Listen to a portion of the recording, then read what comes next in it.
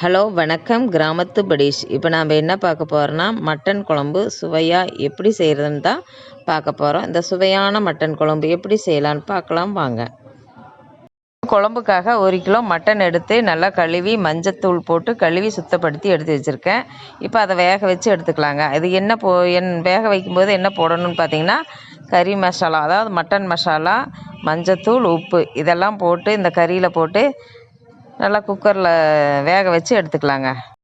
கறியில் பார்த்திங்கன்னா மஞ்சள் பொடி, தேவையான அளவு உப்பு, இப்போ மட்டன் மசாலா ஒரு 50 கிராம். இது மட்டன் மசாலா நான் வீட்டில் அரைச்சது தான். இது காரம் இதே போதுமான அளவு தான். காரம் பார்த்துட்டு அப்புறம் வேணும்னா மிளகாத்தூள் சேர்த்திக்கலாம். இதை நல்லா பெரட்டி விடுறேங்க. பெரட்டி விட்டுட்டு அடுப்பில் வச்சு நல்லா வதக்கி விடலாம். பாருங்கள், இந்த அளவுக்கு நல்லா பெரட்டி விட்டுட்டு அடுப்பில் வச்சு நல்லா வதக்கி விடலாம். இதுக்கு எண்ணெய் ஜாஸ்தியாக ஊற்றக்கூடாதுங்க. மட்டனுக்கு எப்போவுமே எண்ணெய் கம்மியாக தான் ஊற்றணும். ஏன்னா அதில் கொழுப்பு இருக்கும். அதனால் நான் கொழுப்போடு தான் சேர்த்து எடுத்துகிட்டு வந்திருக்கேன். அதனால் எண்ணெய் கொஞ்சம் கம்மியாக ஊற்றிருக்கேன். நல்லா வதக்கி விடுறேங்க. கறியிலேயே தண்ணி விடுது பாருங்கள்.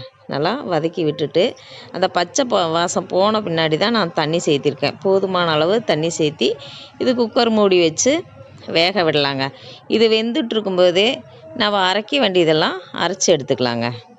குழம்புக்காக பார்த்திங்கன்னா 1/4 கிலோ வெங்காயம் எடுத்து வச்சுருக்கேன். அதாவது பெரிய வெங்காயம் 100 கிராமும், சின்ன வெங்காயம் 150 கிராமும் எடுத்து வச்சுருக்கேன். பெரிய வெங்காயம் கருவேப்பிலை தாளிக்கிறதுக்காக, மல்லி இலை, புதினா இலை எடுத்து வச்சுருக்கேன் தாளிக்கிறதுக்கு.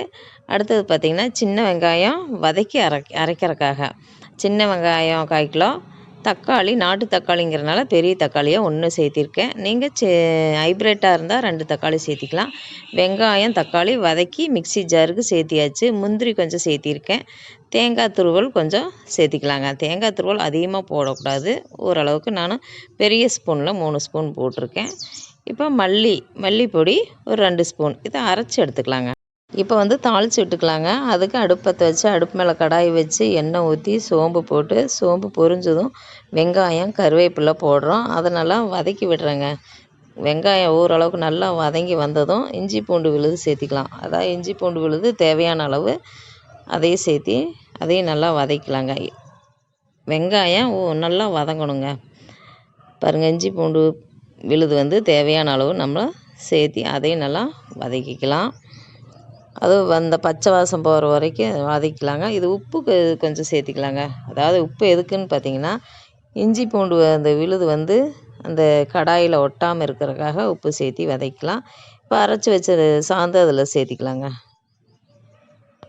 அரைச்ச விழுதை சேர்த்தி நல்லா அப்படி கலக்கி விடலாங்க. கலக்கி விட்டுட்டு மட்டன் வேக வச்சுருக்குறோம் பார்த்தீங்களா, கொதிக்குது. இப்போது மட்டன் வேக வச்சுருக்கு பார்த்தீங்களா, அதை அந்த தண்ணியை தனியாக வடித்து அதை சேர்த்திக்கலாங்க. அதை சேர்த்தி இந்த சாந்தெல்லாம் நல்லா பச்சை வாசம் போகட்டும் அப்படின்னு வெயிட் பண்ணி அப்போ நம்ம அந்த மட்டன் சேர்த்திக்கலாம். மட்டன் சேர்த்தி அதை ஒரு 10 நிமிஷம் வேக விடணுங்க.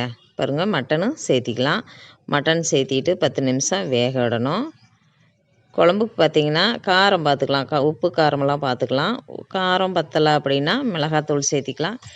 உப்பு பத்தலைனாலும் உப்பு சேர்த்திக்கலாம். ஏன்னா கடைசியில் சேர்த்துனோம்னா அந்த உப்பு பிடிக்காது. கொத்தாங்க, மட்டன் குழம்பு ரெடி ஆகிடுச்சு. இப்போ உப்பு காரம் பத்தலைன்னா அதை சேர்த்தி உப்பு காரம் சேர்த்தி நீங்கள் ஒரு 5 நிமிஷம் கொதிக்க விடலாம். ஃபைனலாக பார்த்தீங்கன்னா மல்லி இலையும் புதினா இலையும் மேலே தூவிட்டு நல்லா கலந்து விடலாங்க. இது நல்ல ஒரு மனம் கொடுக்கும். இப்போ பார்த்தீங்கன்னா உங்களுக்கு தண்ணியாட்ட வேணும் அப்படின்னா இன்னும் கொஞ்சம் தண்ணி சேர்த்திக்கலாம். இல்லை எனக்கு திக்காக வேணும்னா இன்னும் கொஞ்சம் தண்ணியை கூட்டி குறைச்சிக்கலாங்க. இப்போ எலும்பு குழம்பு கூட இதே போல் தான் செய்யலாம். இதே போல் நீங்களும் உங்கள் வீட்டில் மட்டன் குழம்பை ட்ரை பண்ணி பாருங்கள். அடுத்த வீடியோலாம் சந்திக்கலாம். நன்றி, வணக்கம்.